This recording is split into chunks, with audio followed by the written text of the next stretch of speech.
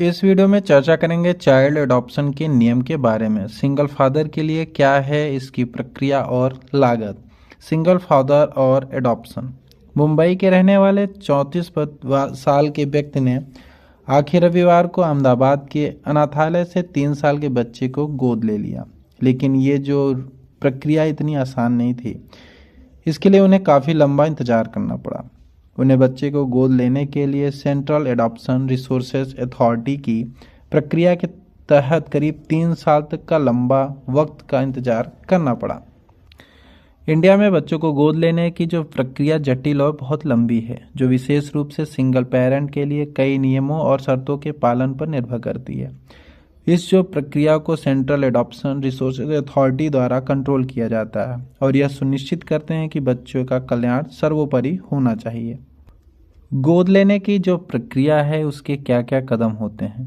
Child adoption के लिए जरूरी डॉक्यूमेंट्स क्या हैं। गोद लेने वाले परिवार की कोई मौजूद तस्वीर होनी चाहिए, पासपोर्ट, वोटर आईडी होनी चाहिए, आधार कार्ड, पैन कार्ड या ड्राइविंग लाइसेंस होना चाहिए। गोद लेने वाले परिवार का रेजिडेंस सर्टिफिकेट भी होना चाहिए। गोद लेने वाले शख्स को पिछले साल की इनकम टैक्स की अथॉरिटी जारी यानी उसकी कॉपी देनी पड़ेगी। कोई संक्रामक या जानलेवा बीमारी न हो, इसके लिए मेडिकल सर्टिफिकेट भी जरूरी है। शादीशुदा हो तो शादी का प्रमाण पत्र यानी सर्टिफिकेट देना पड़ेगा। तलाक हो चुका हो तो उसका भी प्रमाण पत्र देना पड़ेगा। अगर पति या पत्नी की मृत्यु हो गई है तो भी मृत्यु प्रमाण पत्र देना पड़ेगा। Online registration. किसी भी व्यक्ति या दंपति को सबसे पहले CARA के पोर्टल पर ऑनलाइन रजिस्टर करना होगा या फिर किसी एडॉप्शन एजेंसी से संपर्क करना होगा।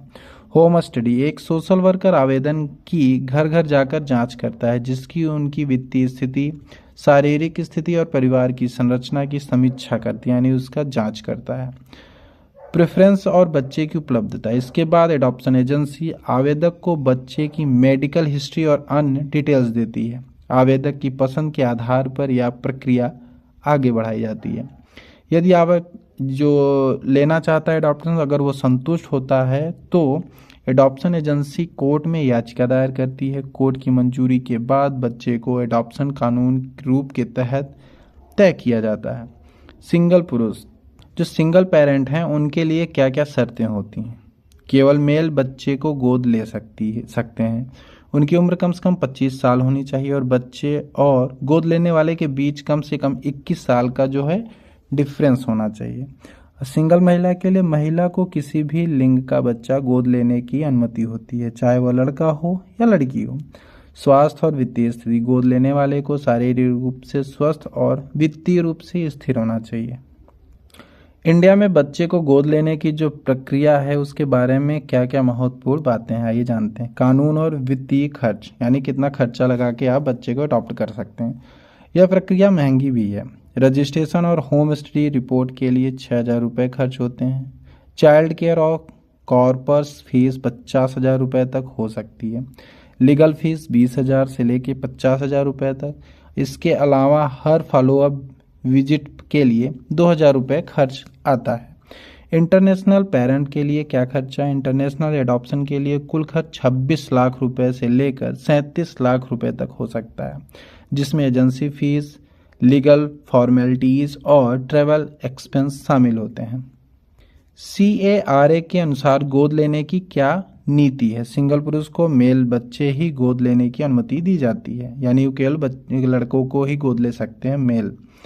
सिंगल महिला किसी भी बच्चे को ले सकती हैं। अगर कोई विशेष परिस्थिति होती है तो एजेंसी और कोर्ट इन शर्तों को थोड़ा लचीलापन दिखा सकती है। भारत में प्रतिवर्ष कितने बच्चों को गोद लिए जाते हैं। 2022 में लगभग 4,000 से 5,000 बच्चे गोद लिए गए थे। ये आंकड़े हर वर्ष थोड़ा भिन्न हो सकते हैं, डिफरेंट हो सकते हैं, क्योंकि गोद लेने की जो प्रक्रिया है उसमें समय लगता है और कानून रूप से विभिन्न बदलाव होते रहते हैं।